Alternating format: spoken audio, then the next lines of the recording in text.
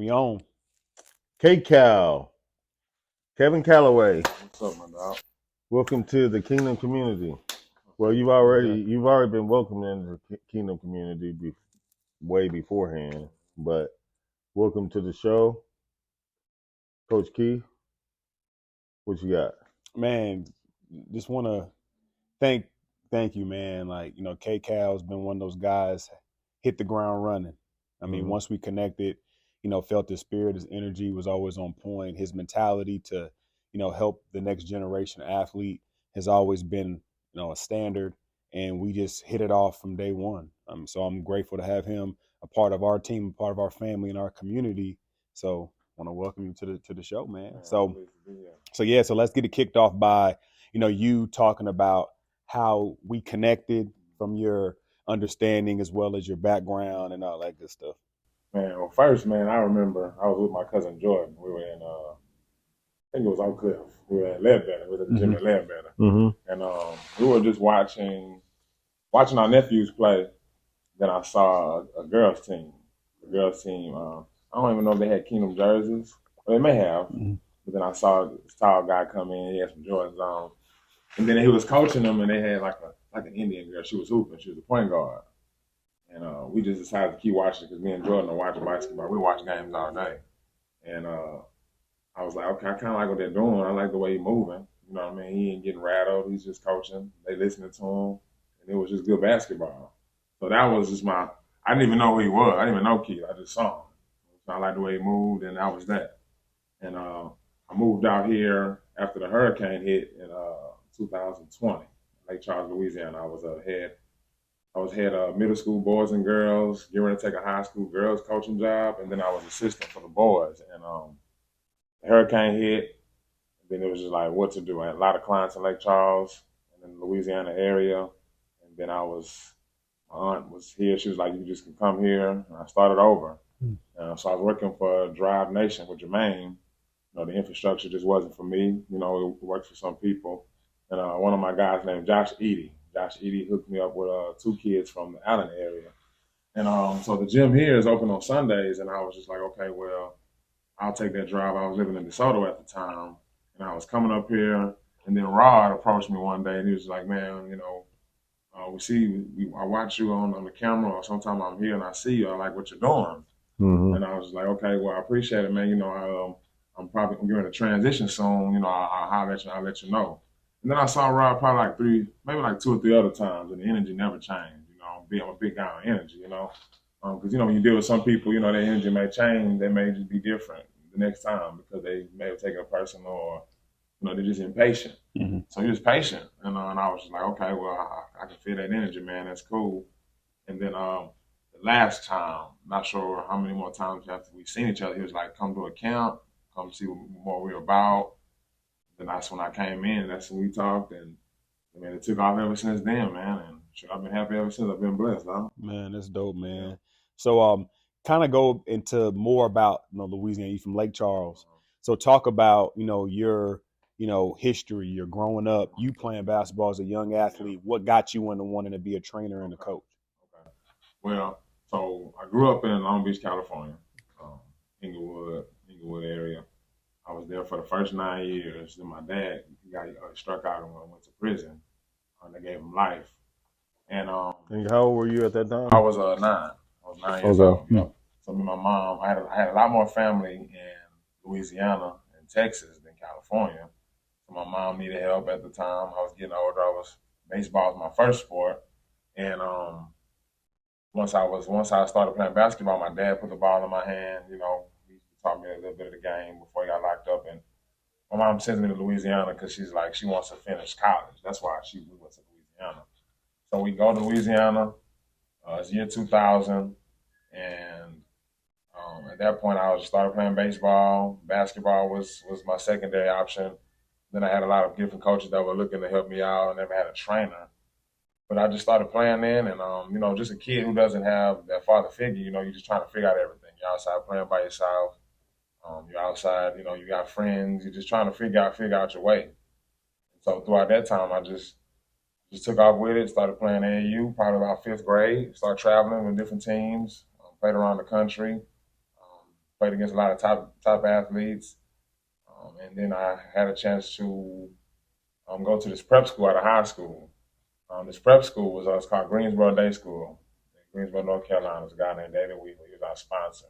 We teamed up with some guys out of California. Mm-hmm. So me and a few of my guys from Lake Charles, we teamed up with guys out of California, like 6 players here, 6 players there. And he offered me to go move there. Like, he offered me to go move there and get reclassified. Because me starting school in LA, I was young. We started school in LA, so my birthday is September 5th, so it's late considered in school. So if I had stayed in California, I would have graduated in 2010 instead of Louisiana. I graduated in 09. Mm-hmm. So basically, I would have had 2 more years. So I go out there for a week, we play with Chris Paul's AAU team. It's a great experience, bro. I play a lot of AAU ball, but just to play on that circuit and those high level players and the depth, his son had a trainer. The guy was like part owner of Robitussin, so he's pretty wealthy. So he offered it to me. Living in Louisiana, smaller. I'll get to more Louisiana, what it was like, but just that opportunity of going, I shot it down because I wanted to finish high school out with my teammates. And shot it down. 2 more years of just basketball. It was an all-boys school, so I would have been working on my game. I would have been able to just, really get a better look, probably finalize my position, because a lot of kids don't really get to finalize their position when you don't have a trainer or not. And so I said no, and then that year we had a kid, God rest his soul, my good friend's name was Duke. His nickname was Duke, his name was Leonard Lamb, he died. They let him play. He should have waited till January to be eligible, and they disqualified all the games. So senior year, stayed in Louisiana, could have went to a prep school and played 2 years, probably had a chance to be some type of professional, to really invest in my game and my body. And they just took away the whole season. We didn't make the playoffs. Wow. So yeah, that was a tough cookie. Even to this day, I think about it, as well with my soul. But just to talk more about Louisiana, man. Louisiana's Lake Charles specifically. It's small, man. It's like crabs in a bucket. Just like anywhere that's small, the population isn't very big. And then if it's not really resources. So out here, it's more gyms in Texas.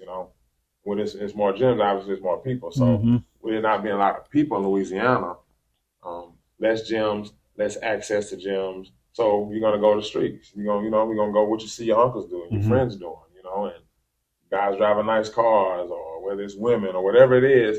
And you're young, you want to be like that, especially if you don't have somebody in your ear telling you, no, just do this, homie. Like, get in the lab and work on your game and do right, go volunteer here, do that, stay away from the streets.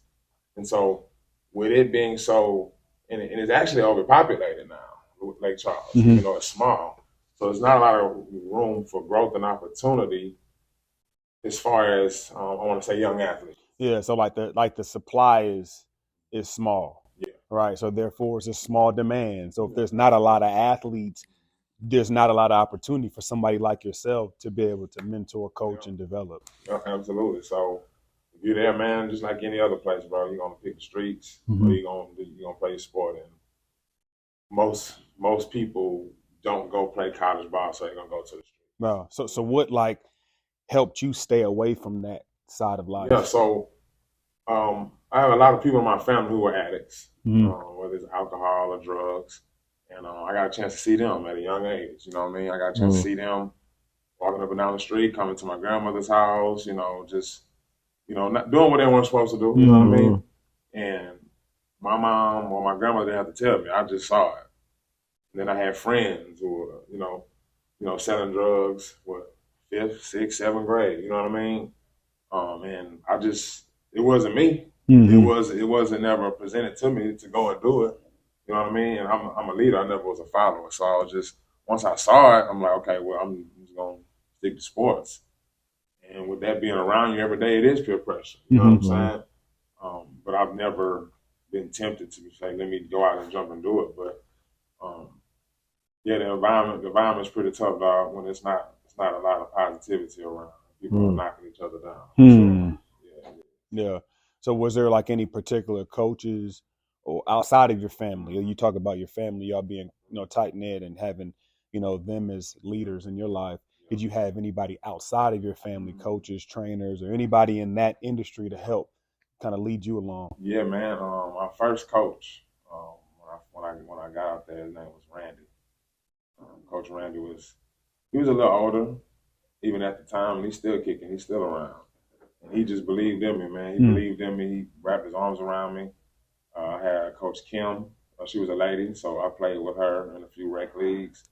And then when I got serious with AAU, Coach Brian Feast and Coach A were my next two coaches, and all those people were like heavy mentors. They were like just invested. They were invested, and they were just giving me the game, and they believed in me. And I was always young, playing up. Okay. And my mom believed in them because my mom was a statistician. My dad played sports. My grandfather was a coach as well. So she understood that, if she could, once she felt like she could trust somebody, then she was just going to let me go. You know what I mean? And those guys were real pivotal with me being young. Me looking for direction to get my foot in the door, just to be some type of good athlete in Louisiana, because Louisiana athletes are top notch when it comes to just athletics. Got the athletics, the natural athletics. Absolutely. You know what I mean? So those guys were when I was very young, and then my middle school coach, Dexter Washington, and high school coach Matt Gittery, those guys played pivotal parts as well. Dexter helped me get into college, University of Mobile. Okay. And then Matt just kind of kept us in line. Dexter gave us the discipline, middle school. Mac gave us the discipline and just kept our head on straight for high school, because our high school was real rough, dog. It was rough, bro. Everybody there was selling drugs, stealing, and probably killing for sure, because they locked up now. They was getting locked up then. It was tough. It was an all black school. Wow. So yeah, it was real tough. The high school was tough. So we just depended on our teammates. You know what I'm saying? They gave us that close. The high school coaches gave us that formula to stay close knit. If you stayed close knit, you made it through without having kids early, or just being in and out of jail, or even getting killed, because we had a few guys get killed in high school too. So, yep. So all those coaches, man, they played a real big part. That's good, man. And you're really big on team, man. That's one thing that stuck out when we first connected. Coming to find out we both from Long Beach and have a lot of similarities. Just in life in general, same energy vibe. And so that team aspect was something that always stood out to me, and you bring that heavily to the Kingdom Performance Academy, and, you coach our teams now, and, you're really big on camaraderie, unity, and everybody, building and working towards the same common goal. Talk about how you got there, like about your teammates, and how they influenced you and you influenced them, and how that built to, how you are today in your outlook on team. Man, so I want to say my 6th grade year, I didn't make the team. It was S.J. Wells Middle School. It was this was before I met Dexter Washington, because I went to a private school 7th and 8th grade. So 6th grade, it was a big middle school. Like, since the area is small, we have like 2 or 3 schools that are like extremely big, because they don't, it's by district. So S.J. Wells is like 100 people trying out. And I'm hooping every day, so everybody knows. For what?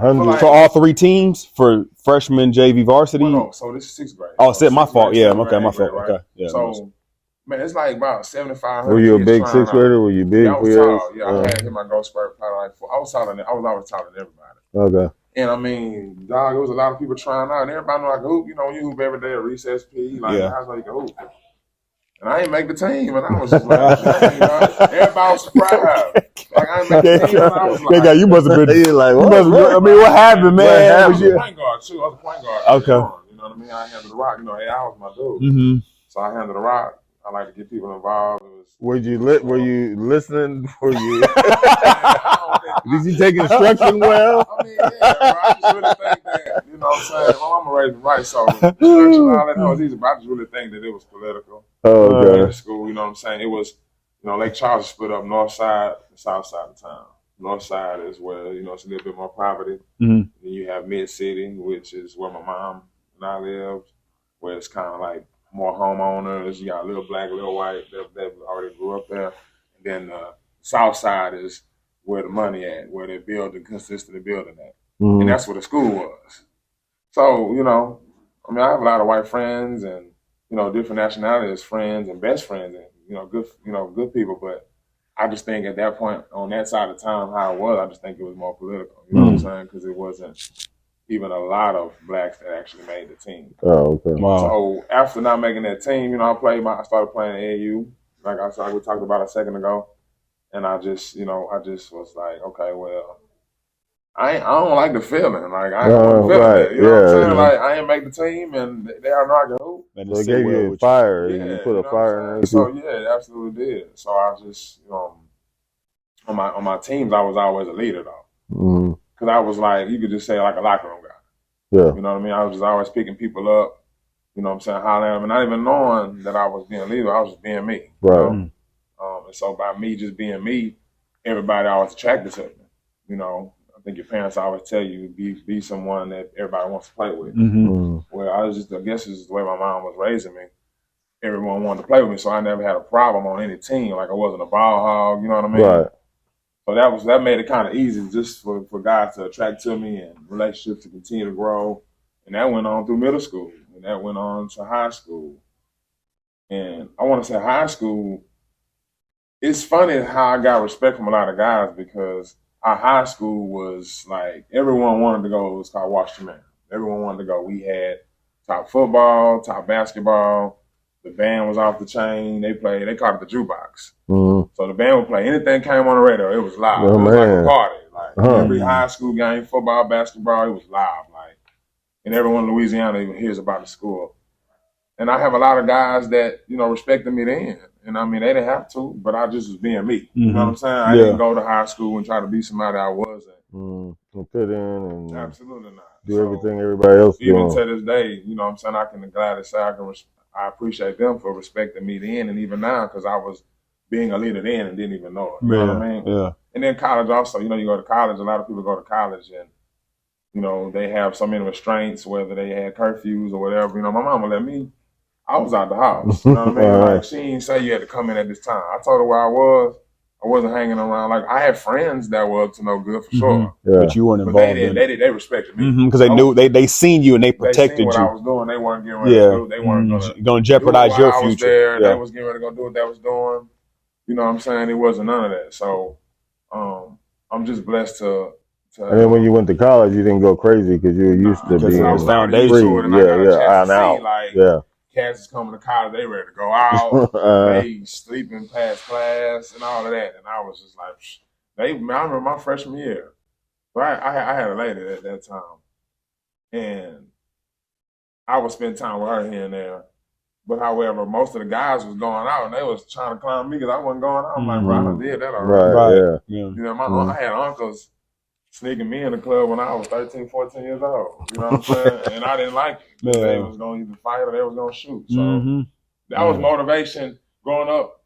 The second part of my life in Louisiana, the motivation was not to go out like that because somebody was going to get shot. Yeah, it was dangerous. Yeah, for sure. You know what I'm saying? So that's just being me, man. Just being me and, who my mother, shaped me and God always, kept me covered with his angels in the right direction. It was just easy being a leader with other teams, man. And after playing college ball, then working a regular job, I seen how big, because I worked at Coastal Corporate Office for 2.5 years when I graduated and got here in 2014. I just saw how big being an assistant, being a team, how big it actually works, because you're always going to have a team no matter what.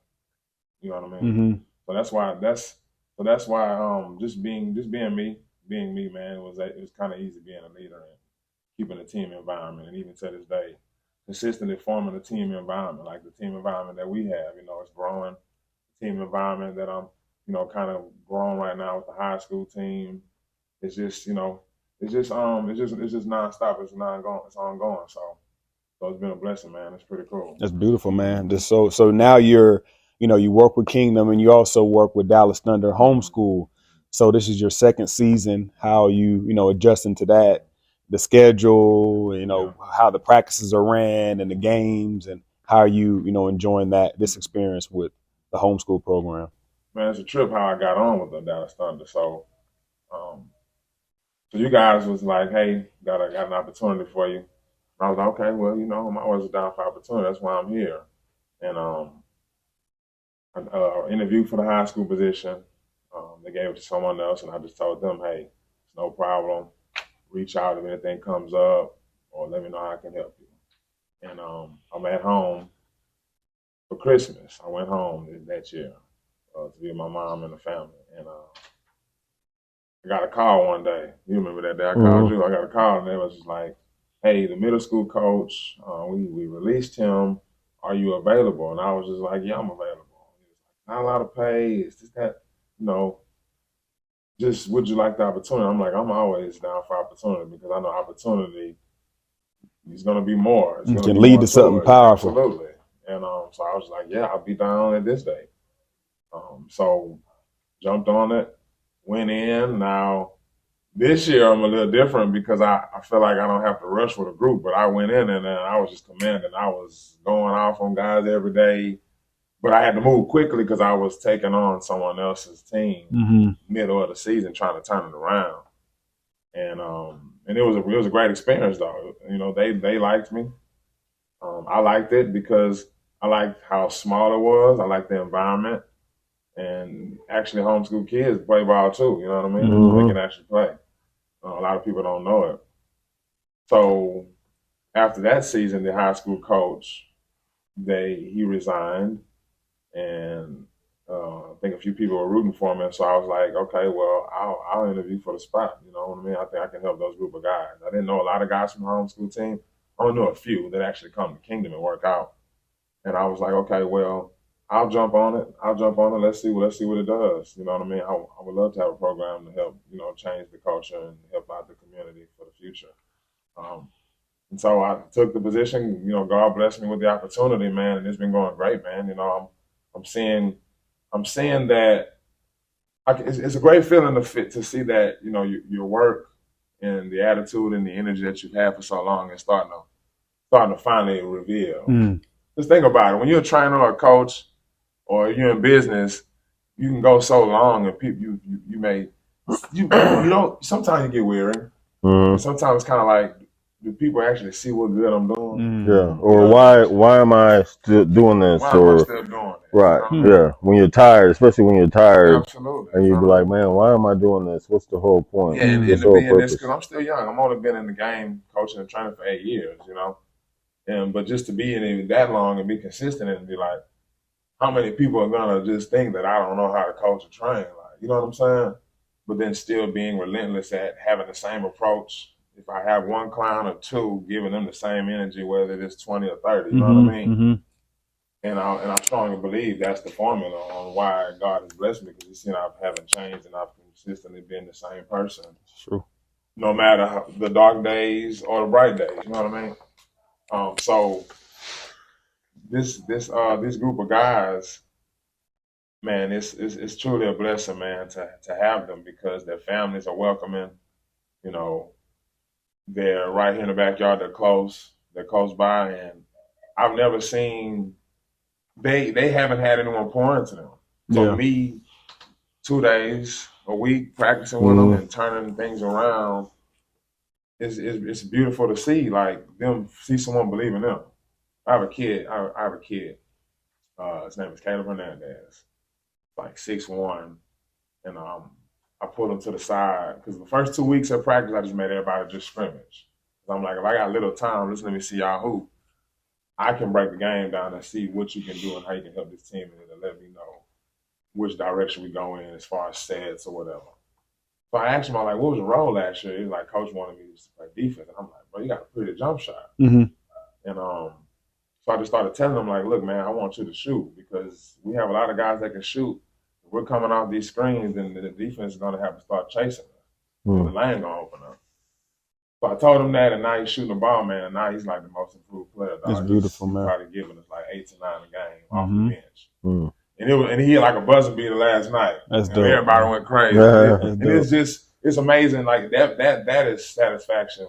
That gives me, hope. And it's pretty cool to see that. You know what I'm saying? Just showing a kid that you care a little bit more than when you coaching them in there on the floor, just hollering about his day, and what is that family like, and what do you want in life? You know what I'm saying? Just chopping it up with them. That's just me, man. I'm personal.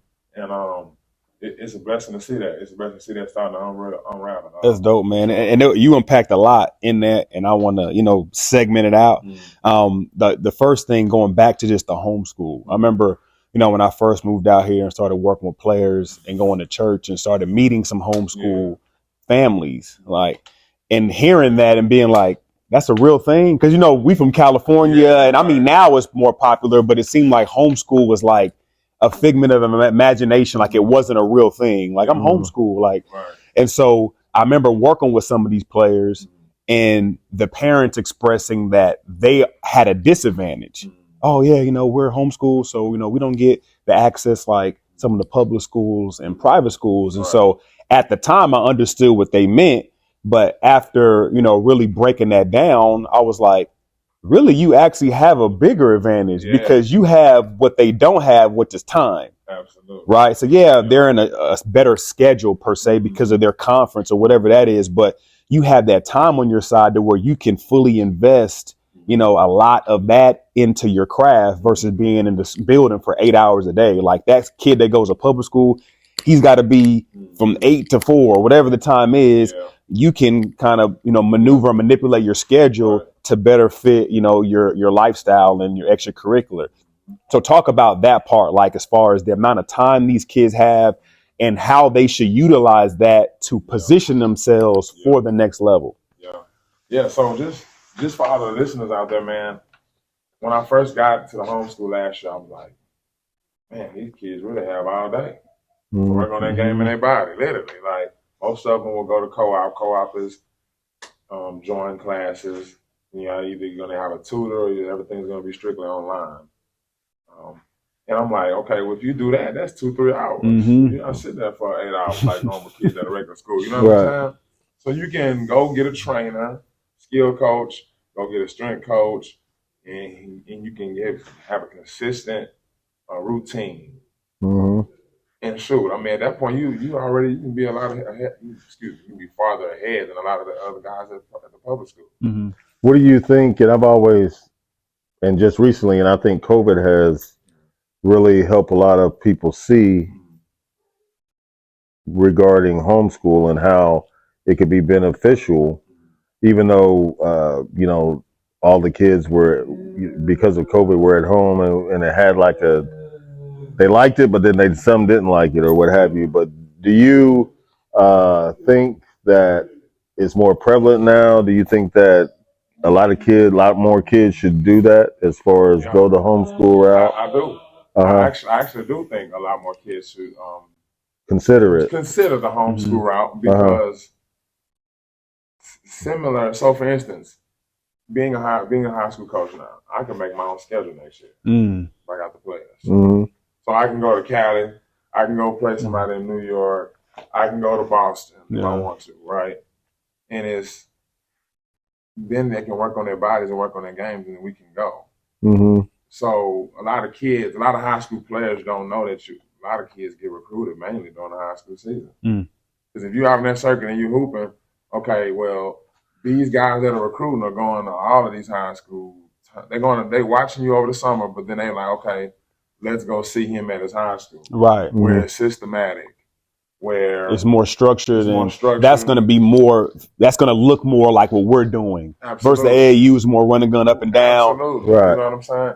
And they know the difference between the playing style. So by them watching you playing at high school tournaments, which, like, for instance, when it's Duncanville got the Hoop Fest. And so, and that's what a lot of people don't realize is that because you're a homeschool, you're playing against other high schools in tournaments. And so you can kind of create a college-like schedule. Right. And you're with no limitations. So if the kids would like to pursue homeschool, well, we're playing up against 4A, 5A, and 6A schools. Yeah.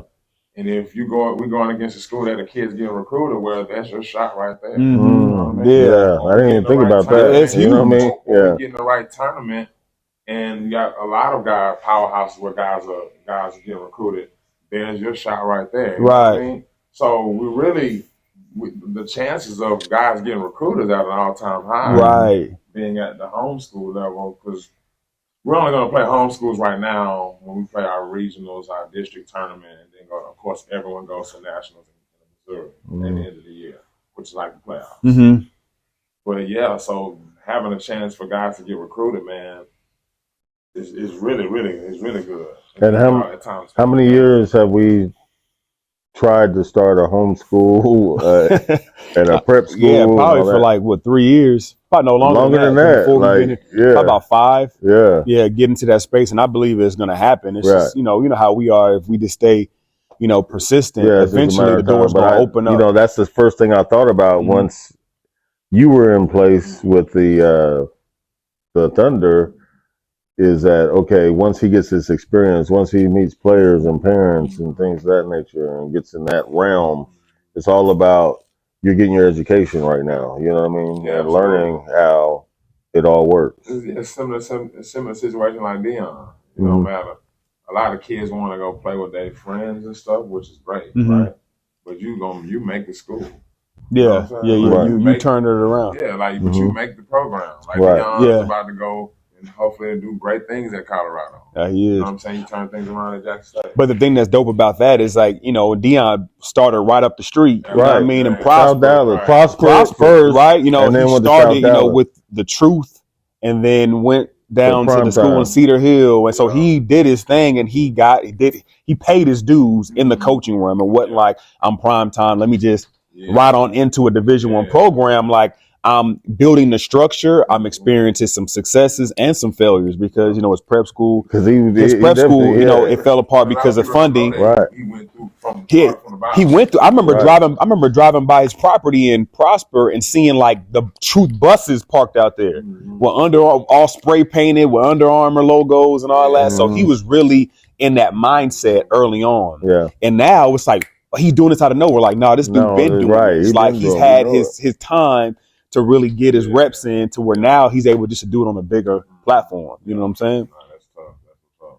Man, that's good, man. So with the other thing that you mentioned as far as the parents, like what are some ways that we can educate the parents on the importance of maximizing all these other resources and time to help their kids? Because a lot of the time, like we talk to the kids and try to get the kids on board to get them to do it, but the parents are the ones that are dictating at the end of the day.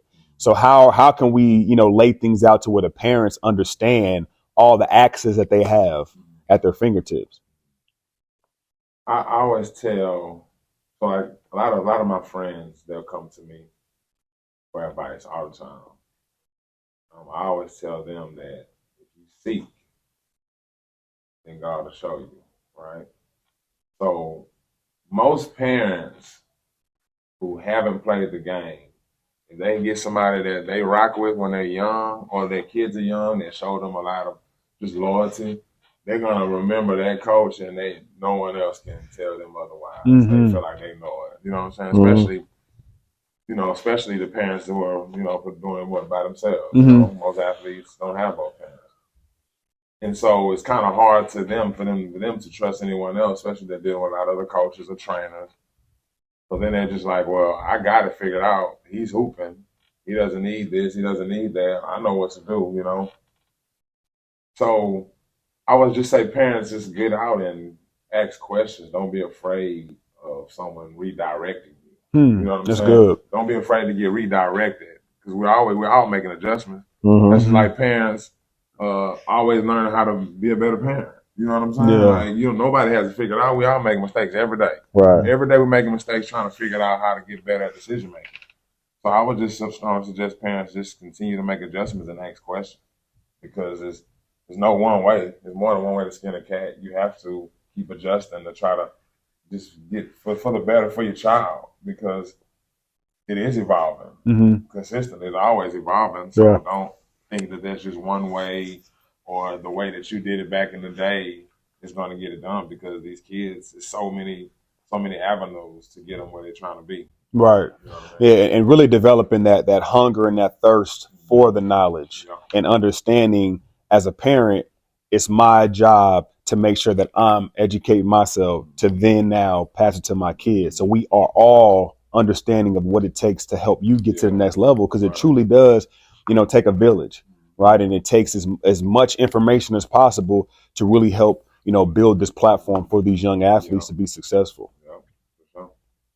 So talk about locker room living. That's something that you heavily on, and just talking to you more and more, the camaraderie, the teamwork, the unity, all those things that, you live by, in my mind, is what formulates the locker room living and that. So talk about the experiences that you've had in the locker room, and kind of what did that brand or mantra derive from? So it started when I was in Lake Charles, man. When I was home, it was just getting killed, bro. Like being wrong place, wrong time, and then obviously doing whatever they're doing in the streets. And where my mom lives now, it's mid city, so it was more homeowners. But now, so many hurricanes within the past 5-6 years, homeowners are gone, leaving it to rent. So when you leave it to rent, you don't know what type of crowd is going to be. Yeah. So it's gotten more dangerous, basically, where she is now. It's more dangerous. And so I'm like, I'm home, but I ain't clubbing. I don't club. I'm not going places I don't need to be. I'm at the gym. And so me being at the high school where I was and having clients and predominantly just working with the high school players, we had a locker room, microwave, refrigerator. Once those doors shut, they shut. And so I would be there a lot. I would have my group of clients, or the high school players would come in, and I'd have my set schedules for the days that we didn't have games or tournaments. And there was this couch in the locker room. And I would work my guys out, chill, change clothes, eat something, whatever. And if I had a session within the next hour or two or even a few hours, I'd just go to sleep on the couch, bro. Mm-hmm. And the couch was in the locker room. So this was ongoing though. This was like all the time. Like I don't need to be chilling at the house. Like I'm either gonna go hit the weights, get on the gun, or a lot of the high school players will spend time with me because they ain't doing nothing. Right. So keep them with me. So my goal was not to tell them what to do. I kept them with me. I'm like, just be with me. I'm gonna feed you. Go get something to eat. We're gonna wake up in the morning. We're gonna go lift or go work out, eat, chill. Y'all just stay with me. Just stay in the gym because I knew what they could get themselves into. Like they one step away from getting in the wrong car or something. You know what I'm saying? It was happening. Like it's live. Kids 13, 14 walking around with big pistols. You know what I'm saying? That's just what it is. So one day I was just like, man, I'm locker room living.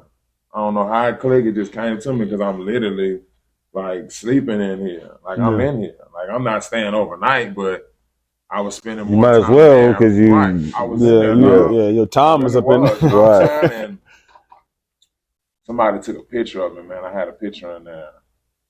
In that picture, that's what made me say I'm locker room living. And ever since then, when I think about my basketball journey from finishing school, started training, everywhere I went, I turned it into a locker room. So I'd have a backpack with me with extra clothes in it, or snacks with me in case I'm on the road. You know how the training thing go when you first get started out rolling. You go and you transporting stuff. Yeah. I got all kind of gear with me, training balls, the whole nine. And you think about it, wherever you go, you turn into a locker room.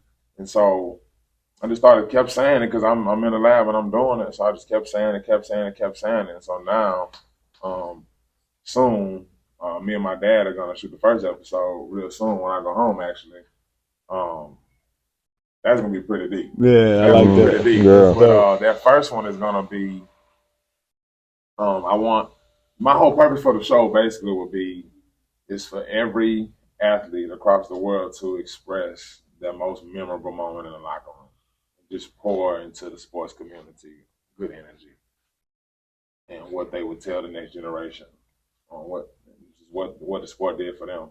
But I'm sure everyone's life changed, or everyone had some time in the locker room where it was the greatest day, maybe even the worst day. You know what I mean? And how it impacted their lives. So that was my whole reason for wanting to do a podcast. I never rushed it. I mentioned that to y'all a while ago. But Yeah, so that's how locker room came about, man. And even to this day, if somebody asks me what I'm doing, I'm locker room living. That's dope, man. You know what I mean? And that's the thing that's fire, man. And it really, again, another thing that brought us together, because no, we didn't have that tag like you did, but that was always our mindset, right? As far as having a facility, having a space, a home for these players to feel comfortable, to feel free, to feel like they could do anything, right? And we wanted them to be here. We wanted to create the environment to where they didn't want to leave, because this is getting you ready for the next level. Because as you and I know, you're spending a lot of time in the gym. I remember my first year at TSA, I had an apartment off campus. I was the only player that had an apartment. Me and the coach had something worked out, man. My teammates were salty about it. Yeah. But I remember like the first week of practice, I did my classwork, went home in between classes and practice, took a nap, messed around and overslept. Came back, I was, your heart beating and all that, and I had to get up at 5 o'clock the next morning and run. And I was like, man, from this day forward, I'm gonna stay in the locker room, like for real. Like I was like, man, forget trying to go home and getting comfortable and then parking and all that coming back. Cause I didn't live that close. It's probably about 15 minutes, but you know how it is. 15 minutes can make or break you. You know what I mean? Like when you versus being right there on campus or in the locker room. So I was like, nah, I'm good. I'm just gonna stay in the locker room, chill. We got the TV in there. I'm gonna kick it, and just having that access kind of, it makes you feel like you're really a part of something. Like, and I really believe that the best players have that locker room living mentality because they don't want to leave. They don't want to leave. They want to stay in the gym. They want to soak it all up. They want to be in that space as much as they can because that's where you really get to hone in your craft and start to envision yourself excelling and at a great rate. So that's on point. Though, man. And when you just think about it, every sport, whether it's tennis, golf, soccer, rugby, everybody has a locker room. You know what I'm saying? Yeah. And I just really believe that it's going. I think you can empower the next generation and even the generation now. Because think about how many players that stop their game for having a child or a life threat or just a career-ending injury. They never got a chance to express themselves. You know what I'm saying? Like everybody played a sport at once upon a time. Everybody has played a sport. Some people never got a chance to express themselves on how it stopped. They still hold on to that. You know what I'm saying? So I want, God's gonna reveal it and open up that door on when and where, but I want to be that outlet for people. Yeah. You already are, man. Yeah, you doing it. Yeah, you already there, bro. Yeah, but I know what you mean. You always want to go to the next tier with it, but sure, man. Yep. So we all locker room living. Man, that's facts. Yep. That's what it's all about, man. So what's next for Kevin Calloway? Man, shoot. Try to finish up this year strong, man. I told the guys our goal is a national championship because you have to have a goal and a dream. They want you to achieve that, chase another one. So hopefully we win a national championship. I think we got a great chance. Next year we got a lot of young guys coming up, so we'll be a lot stronger. But this is a great year for them. I'm excited about the upcoming summer with our 9th grade group here at Kingdom because everybody's getting the experience. Everybody's going to be able to understand what we've been trying to teach them for this long. You know what I'm saying? So that, man, just spending time with my dad, man. He's home now. Yeah, so you gotta say, you gotta give God the glory and give your testimony. Your testimony. Yeah, man. I'll talk about that here in a second. Yeah, man. So just finish up the season strong, man. Hopefully everybody stays healthy. Just grateful to have a good group of guys, a great support system, and just even thankful for you guys too for that opportunity because I wouldn't have met them if it weren't for you guys for sure, man. So that's big, man. That's what's next right now. I love it, man. So to wrap it up, how has this community, the Kingdom community, impacted you, your journey? Man, Kingdom isn't for everybody. I've been here and I've seen a few people come and go. You know what I'm saying? And it's warming. When you guys tell me that what you see inside of me, because sometimes you don't know what other people see inside of you until you're here. You're just being you. You know what I'm saying? So it's a blessing to hear the impact or just the impact that I'm able to have over some of the kids and my presence that is felt because I haven't had it felt, my previous years with what I was doing as far as helping kids out on the court and off the court.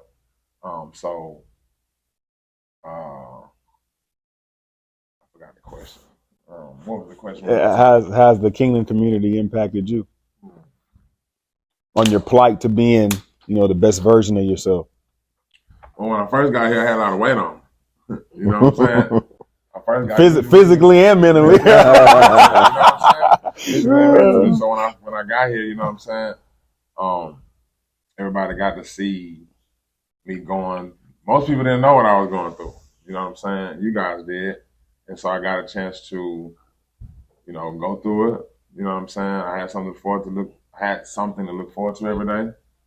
And shoot, this place has been nothing but a blessing, man, because you guys who already had those shoes on, you know what I'm saying? As far as like building, you guys believed in each other. You guys had people believe in your business.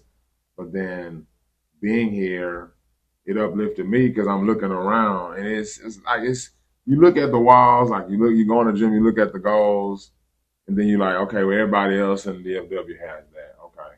But then the soul, the willing to keep driving, you know what I'm saying? Like just the heart to really help people, to really, give people an opportunity, that's nowhere else. You can keep looking. You know what I'm saying? And the reason why our relationship is going to grow and it's going to be a lifetime is because we understand that it takes time and everything is a process. It is. And if we gave up, we'd have been gave up. Y'all have been gave up. Right. You know what I'm saying? And so it's just having you guys positive energy, everyone who walks through the door that wears Kingdom, it's just been so influential to me. You know what I'm saying? Like even if I'm not here, it's been influential to me because I know what's here and I know y'all mindset. You know what I'm saying? And so, man, it's been the biggest blessing of my life because I've been blessed and I've grown ever since. And I know what the brand stands for. I know the people behind the brand, and it's, man, I just can't explain it, bro. It's a great place to be. Man, and that really hits me, man, because going back to what you said earlier, on this journey, this thing called life, right? And whatever you're doing, you always wonder, am I making an impact? Do people see me, right? And if you're waiting for the outside to say that or to give you that confirmation, you could be waiting all day. All right. And so, us being, the leaders of this thing and God giving us the vision to cast it out amongst the people that we're called to serve, it's not just about serving the kids. It's about serving everybody involved. Right. Because we can't say, make sure you're being there for the kids, make sure that you're giving. But if you don't have it to give yourself, what are you offering? So if we're not checking in on you and making sure that you're functioning at a high level, how can we expect for you to feed our kids at a high level? So it's that funnel effect. And so that was always the mentality, man. And I just want to let you know, man, that we see you, right? We see you through and through. We believe in you. We love you. We value you. We're appreciative of you. And you embody the kingdom mentality. You embody that spirit of excellence in which, we, developed this thing for. So if it wasn't for guys like you, man, we couldn't sustain it because we can't. There's only so much that, we can do. So you being a part of this family, man, has been life changing. And it's only going up for here, man. So I'm forever grateful. Rod's forever grateful. Let's get it, man. Yep. It's a beautiful thing. Yeah. All right, brother.